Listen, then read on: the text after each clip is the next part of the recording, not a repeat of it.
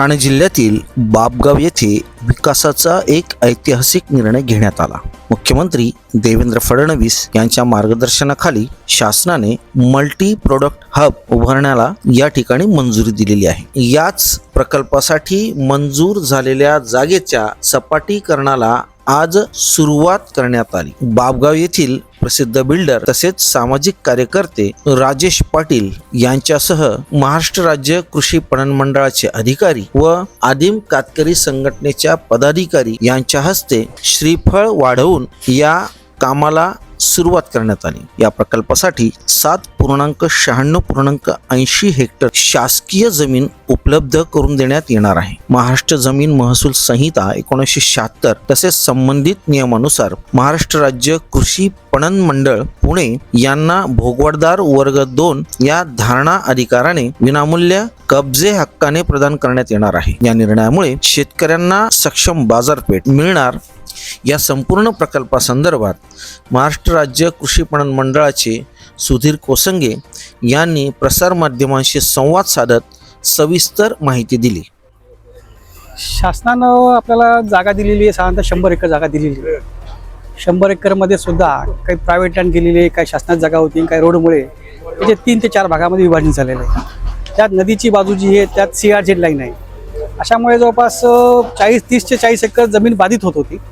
म्हणून शासनाला आम्ही विनंती केली की एक संघ जागा भेटावून प्रोजेक्ट प्रकल्प एक संघ व्हावं, याकरता जागा शासनाकडे जागा असलेली 20 एकर जागा मिळावी। त्याप्रमाणे महसूल मंत्री साहेबांनी आणि पणनमंत्री साहेबांनी पुढाकार घेऊन ही जागा आपल्या महाराष्ट्र राज्य कृषी पणन मंडळाला घेऊन दिलेली आहे। ते अद्याप आम्हाला ताब्यात भेटलं नाही आहे। कलेक्टर साहेबांकडून त्याचे पॉझिटिव्हली त्याची प्रोसेस सुरू आहे, त्याप्रमाणे ते काम चालू आहे। आता ही जागा घेतलेली आहे, तर ह्या प्रकल्पामध्ये ह्या आमचं महाराष्ट्र राज्य कृषी पणन मंडळाचा उद्देशच आहे की शेतीचा जो माल निघतो त्याचं विपणन व्हावं आणि त्याची विक्री व्यवस्था व्हावं, शेतीमाला चांगला भाव एक्सपोर्ट व्हावं आणि परकीय चलन आपल्या भारताला भेटावं, हा उद्देश आहे। मग त्याकरता आम्ही स्मार्ट प्रोजेक्टमध्ये साधारणतः Radisson plant, vapour treatment plant, hot water treatment plant आणि पॅक हाऊस या सगळ्या गोष्टी एकत्र आणून आपल्याचं प्रमाणीकरण करणे, ते एकाच ठिकाणी होणं। NPPOचं काही सर्टिफिकेशन्स आहेत, ते ARB जे परमिशन्स आहेत ते एकाच ठिकाणी सगळ्या गोष्टी होणार आहेत आपल्याला।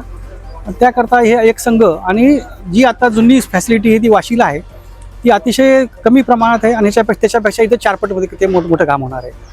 त्यामुळे माल किती जरी आला तर आपल्याला प्रोसेस करणं शक्य आहे आणि कोणाला जास्त थांबायची गरज पडत नाही आहे। आज तिथं वाशीच्या केंद्रावर बरेच वेळेस पेटफीड वगैरे असं त्यांचा माल खूप असतो, परंतु लॉटनुसार आंब्याच्या सीझनमध्ये ते पीठपीठचं काम करता येत नाही आम्हाला। ह्या गोष्टी टाळण्याकरता इथं जास्त प्रोसेस व्हावं आणि परकीय चलन भेटण्याकरता, निर्यात होण्याकरता मोठी सुविधा केली। कारण आता दरवर्षी पाहिलं शेताचं उत्पन्न वाढत चाललेलं आहे, त्या प्रकारे प्रक्रियासुद्धा किंवा प्रोसेसिंगसुद्धा ते सुद्धा फास्ट झालं पाहिजे, त्याकरता आपण मोठं सुविधा केंद्र करतो।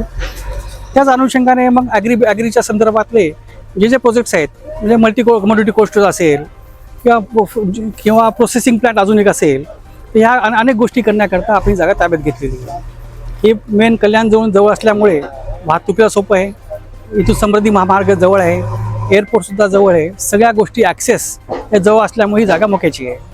तर या ठिकाणी 52 घरांचा वाढीचा प्रश्न होता, तो कसा सॉल्व्ह? 52 घराची वाढीचा प्रश्न आम्ही जेव्हा सर्वे केलेला आहे, 52 घराचं एकत्र त्यांनी घरं राहत आहेत, ते 2-4 घरं कुठेतरी बाजूला आहेत, ते 2-4 घरं कुठली आम्हाला मिळालेली नाही आहेत। म्हणजे 48 लोक साधारणतः एका ठिकाणी राहतात आहे, त्या कोणत्याही घराला आम्ही हात लावणार नाही आहे। ती जागा शासनाने दिलेली आहे, पुनर्वसित जागा केली असल्यामुळे त्या आम्ही त्यांना कुठेही हात लावणार नाही। वेगळ्या पद्धतीचं जर त्यांना बांधून हवं असेल तर त्या संदर्भात त्यांनी निवेदन देणं आवश्यक आहे। मंत्री महोदयांना आपण त्यांनी भेटणे भाग आहे की आपण कसं चांगलं करू शकतो, किंवा त्यांनी जागा दिल्यामुळे आम्हाला काय होते, त्यांना काय होते, त्याप्रमाणे जर एकत्र बसलं तर त्यावर काहीतरी मार्ग निघेल। आणि माननीय मंत्री महोदयाची वेळ घेऊन आपण जर ते केंद्र एकत्र मीटिंग केली तर त्याच्यावर बी आपल्याला काही ना काही मार्ग निघू शकेल। या संपूर्ण प्रकल्पामुळे केवळ परिसरालाच नाही तर महाराष्ट्राला एक नवी दिशा मिळणार आहे। न्यूज 100 मराठीसाठी उमेश जोशी, बाभगाव, भिवंडी।